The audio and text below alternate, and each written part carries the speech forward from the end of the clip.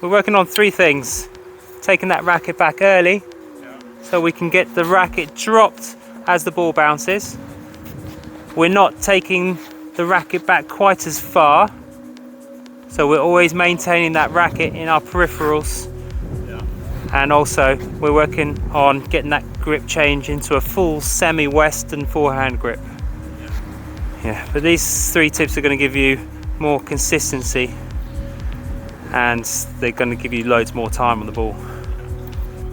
And because maybe you're not reacting to the ball correctly all the time, your confidence is dipping on those shots, and then you end up pushing the ball, and then being tentative, you're coming up on the ball.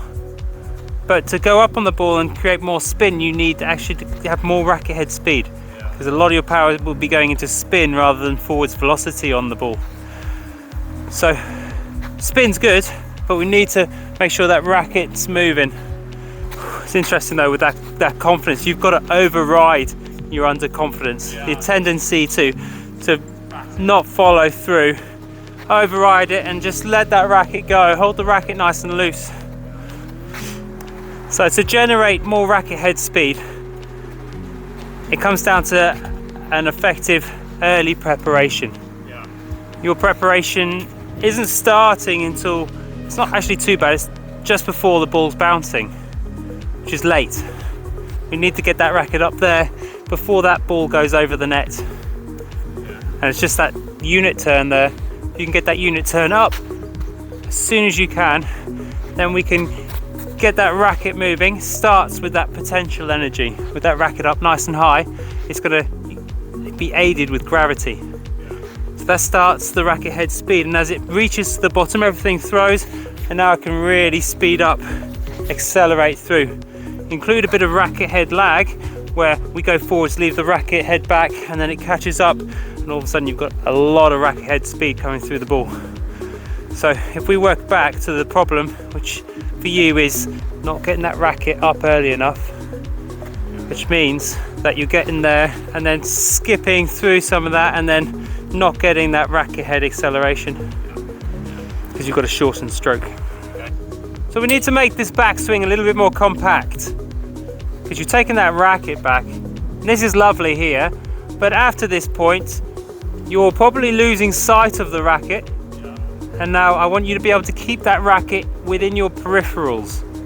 Okay, so instead of back here, you're going to take it there. If you can see it, then you can control it, and a more compact swing is going to allow you to get through to contact a little bit quicker.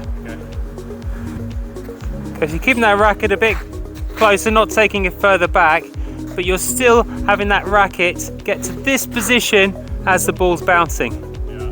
Okay, and if we're going to think about mirroring the height of the ball, we want to take it up and then drop the racket in time with the bounce of the ball.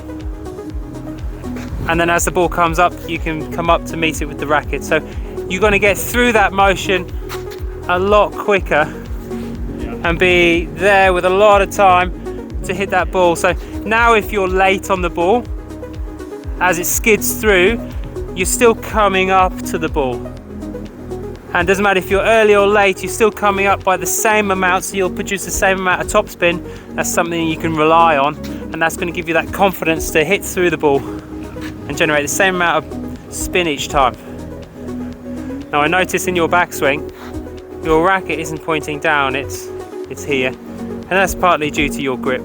It is still that Eastern forehand grip. So you're coming through, and it's quite a flat shot with an Eastern forehand grip.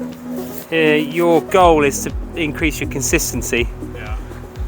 To have more consistency, you're going to be better off with a more spin-friendly grip, which means that you can get more height over the net, make that ball dip into the court, so you've got more clearance either side. So I think it would be beneficial if we can get that grip change into the semi-western, so that when you get into that reference point 3, being 1, 2, 3, that racket's pointing straight down as opposed to almost a little bit towards me. Which means that you're going to end up hitting that ball further in front of you later into the stroke as the racket's coming up to produce that topspin. So you're going to use your left hand on the grip to change the grip.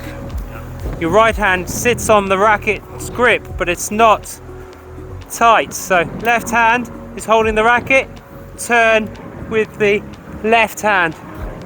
So with the grip change, it's going to naturally just go straight down into the net. So you've got to hit it higher and further in front of you, which is why it's so important to have that timing a little bit earlier with the preparation, so you can hit that ball in front of you.